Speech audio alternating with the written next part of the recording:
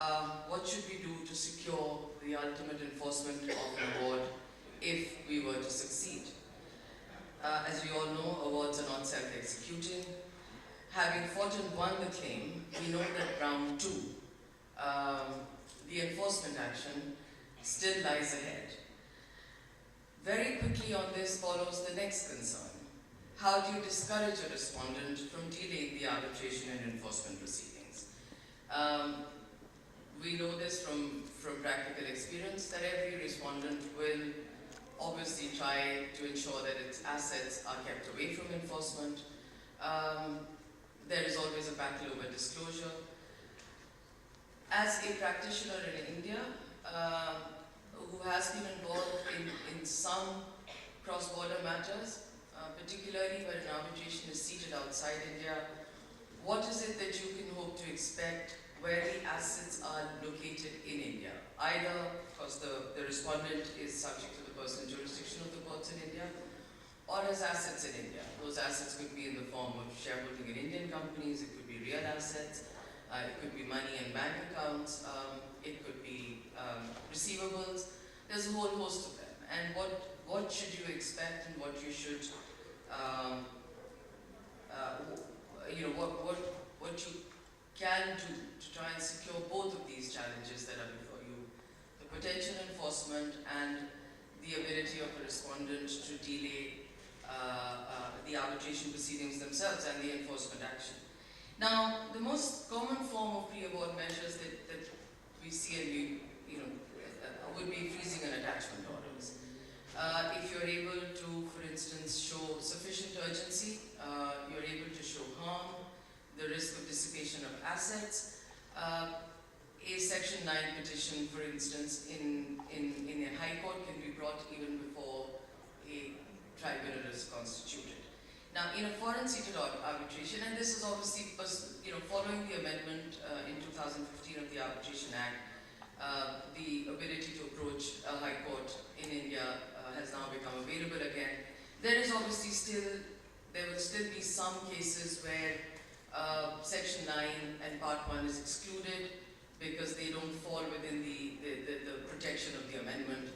And those cases, I'm happy to answer questions about that subsequently. That is a small class of cases that still remains exposed to not being able to get orders in an Indian court. But by and large, you would still be able to approach an Indian court even if you had a foreign-seated arbitration, if you felt that if you knew that the assets were located in India or the respondent, for instance, was subject to the personal jurisdiction of the courts. As disputes have become more complex, we have seen the high courts here try and adapt and mold the pre-award and security orders that you can get. Now, as I said, the most common form would be freezing and attachment orders, but we have seen the development of slightly more nuanced orders from the High Court. For instance, we've seen the High Court, and the Delhi High Court, in fact, several years ago said that it is not possible to read Section 9 to say that it is restricted to orders only against parties to the arbitration. Now that was a huge leap, in fact, because for a long time we were constrained by a reading of Section 9 that you could only approach the High Court and seek relief and get security against a party to the arbitration. Now, what would you do, for instance, where you were actively watching funds being siphoned off to a third party? How do you get a restraining order? How do you get, for instance, an order where you know that there has been an illegal transfer of the asset in the time that you were issuing notices of arbitration?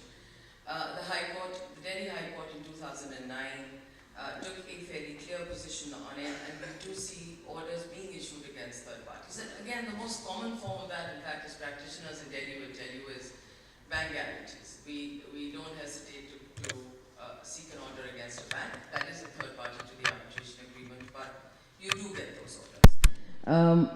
we have started seeing asset disclosure orders. Now, I cannot emphasize enough the value of an order such as this.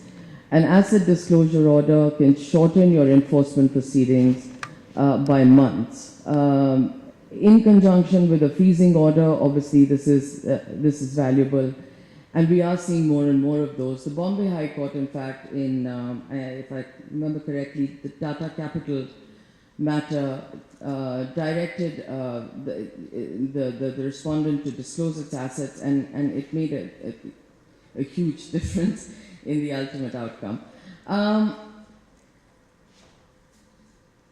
There are numerous orders that you can consider, but I think one of the questions that does arise at the stage at which you seek pre-award security is which forum should you approach. I referred just now to the High Court and filing Section 9 orders, but in a foreign-seated arbitration, that is not always the first consideration. That, let's rush to a court in India and start seeking orders. A practitioner is looking at a choice of forums, and one of the things that I wanted to talk about today is the challenges the choice of forum could prove. And again, very briefly, there are, to my mind, at least 4 options available at the stage at which you are either initiating arbitration or have already initiated it. The first, and we're seeing obviously there's a lot more, the emergency arbitrator, who is approached before the tribunal is even constituted. The second is the foreign-seated arbitral tribunal itself. The third is a foreign court in the seat of arbitration, where you seek an interim order. And the fourth option is the one that I mentioned first, which is you approach the Indian court where the asset is located.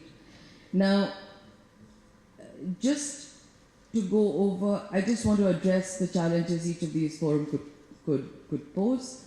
A partial award or an order of a foreign court granting interim relief without a final determination of the issues before it, or issuing directions that are not for payment of money, may not be enforceable under Part 2 of the Indian Arbitration Act. So we all know this, actually.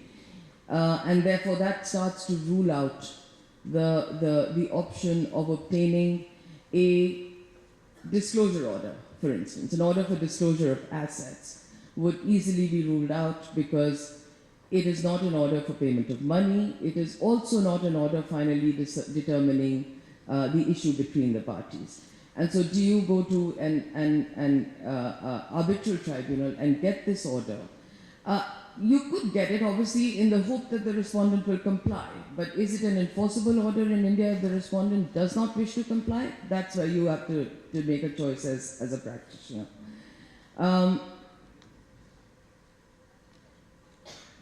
The other option, which is to go to a court in the foreign seat, again, if the respondent is willing to comply, that's easily done. If the respondent is not willing to comply, you have the option of contempt proceedings. But the third option, which is the respondent not being amenable to the personal jurisdiction of the court, not being willing to comply, have you wasted your and your client's time?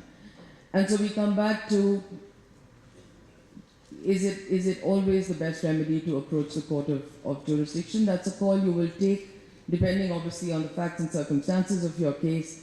You will be faced with the potential that you get an interim order of a foreign court, which may not be enforceable in India, again for the same reasons that I mentioned before. If it is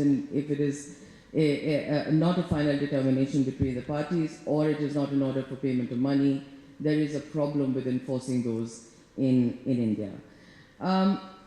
Emergency arbitrator awards, and I know there is a session on it later, so I won't waste too much of your time on it, but the Delhi High Court has thrown that into doubt.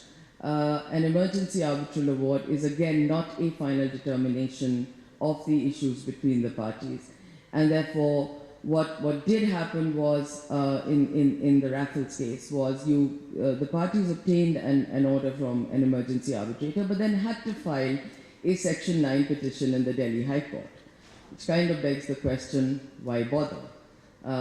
Maybe come to the Delhi High Court straight away or go to a local court straight away. And each of these decisions clearly need to be made very, very early on. One of the challenges is, and I think this we are seeing a lot more of, which is third parties. When you're seeking orders against third parties, the view on it is not quite consistent across high courts in India.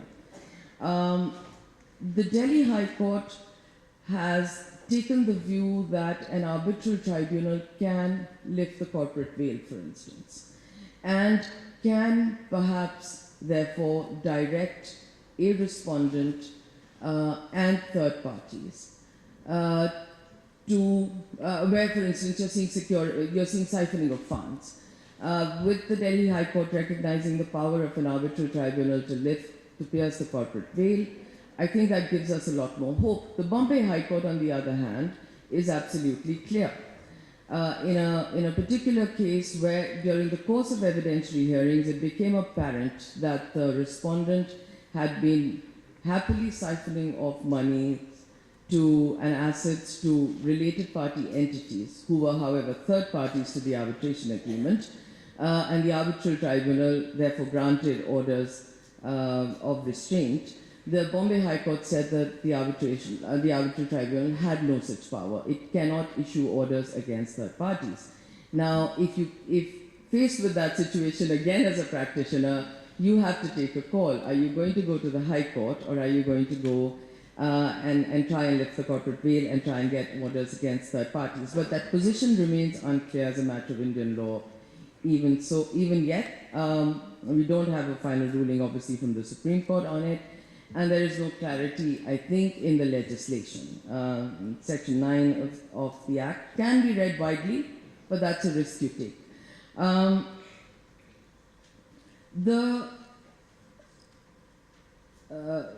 There's one last piece that I just want to mention, and which we are seeing a little bit of when we're talking about challenges in seeking pre-award measures. And we've been exploring this in the context of anti-arbitration injunctions.